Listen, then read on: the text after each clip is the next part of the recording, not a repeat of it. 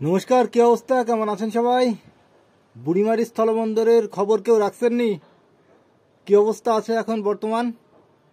আপনারা যারা অনেকেই বুড়িমারি স্থলবন্দর দিয়ে গত দুদিন এবং আজকে অনেকেই বর্ডারে চলে গেছেন না জেনেই, তো জলপাইগুড়ির যে ম্যাজিস্ট্রেট অফিস আছে ওখান থেকেই একটি খবর সবাইকে জানানো হয়েছে যে বুড়িমারি স্থলবন্দর 17, 18 এবং 19 তারিখ 19শে এপ্রিল পর্যন্ত বন্ধ থাকবে। যেহেতু আমাদের ভারতে কয়েকদিনের মধ্যেই ভোট শুরু হতে চলেছে এবং অলরেডি কয়েকটি জায়গায় ভোটের প্রস্তুতি চলছে, আর এই কারণেই 17 তারিখ, 18 তারিখ এবং 19 তারিখ ভোটের জন্যেই বুড়িমারি বন্দর বন্ধ রেখেছেন কর্তৃপক্ষ। আর আমাদের গেদে চেকপোস্ট দিয়ে যারা আসেন, গেদে চেকপোস্টে তো প্রচণ্ড ভিড়, ধরুন 3 ঘন্টা প্লাস তো দাঁড়াতে হচ্ছেই। এই রোদ গরমে মানুষ ক্লান্ত হয়ে পড়ছেন, অনেকেই অনেক অশান্তিতে পড়ছেন।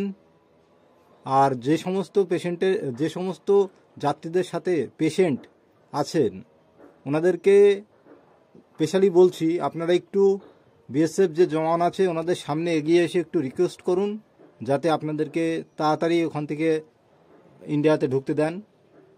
কারণ এই রোদ গরমে একটা পেশেন্টের পক্ষে সম্ভব নয় অনেকক্ষণ দাঁড়িয়ে থাকা। পেশেন্ট থাকলে অবশ্যই এসে রিকোয়েস্ট করুন, ওনারা ছেড়ে দেবেন।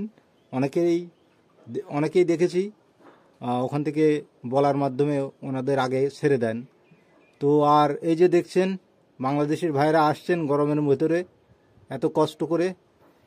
তো আর যারা